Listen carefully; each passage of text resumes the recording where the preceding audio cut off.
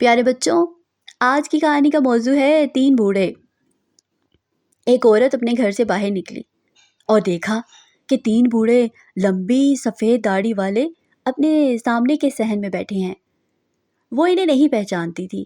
اس نے کہا، مجھے نہیں لگتا کہ میں آپ کو جانتی ہوں، لیکن آپ کو بھوک لگی ہوگی، پلیز اندر آئیں اور کچھ کھانے کو لے لیں۔ کیا آپ کے شوہر گھر پر ہیں؟ انہوں نے پوچھا۔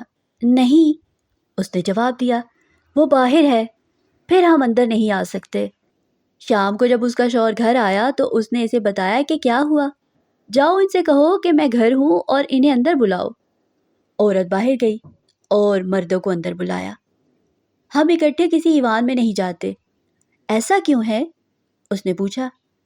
بوڑھوں میں سے ایک نے وضاحت کی، اس کا نام دولت ہے۔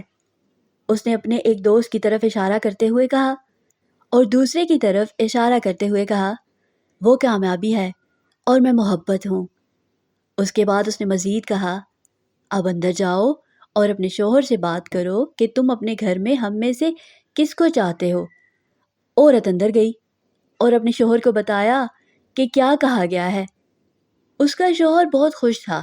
اس نے کہا، چونکہ یہ معاملہ ہے، آئیے دولت کو دعوت دیں، اسے آنے دو اور ہمارے گھر کو دولت سے بھر دو۔ اس کی بیوی نے اختلاف کیا، میرے پیارے، ہم کامیابی کی دعوت کیوں نہیں دیتے؟ ان کی بہو گھر کے دوسرے کونے سے سن رہی تھی۔ وہ اپنی تجویز کے ساتھ اچھل پڑی، کیا محبت کو مدعو کرنا بہتر نہیں ہوگا؟ تب ہمارا گھر پیار سے بھر جائے گا۔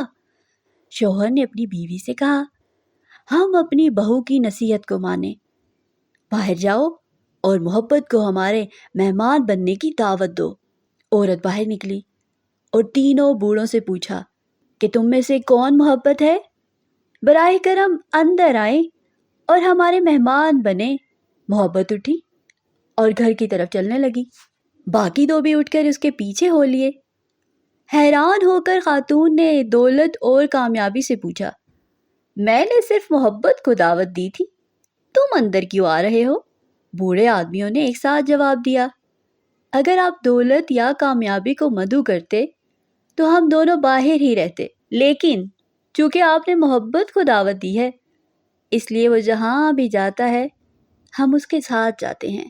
پیارے بچوں، اس کہانی سے ہمیں یہ سبق ملتا ہے کہ جہاں محبت ہے وہاں دولت اور کامیابی بھی ہے۔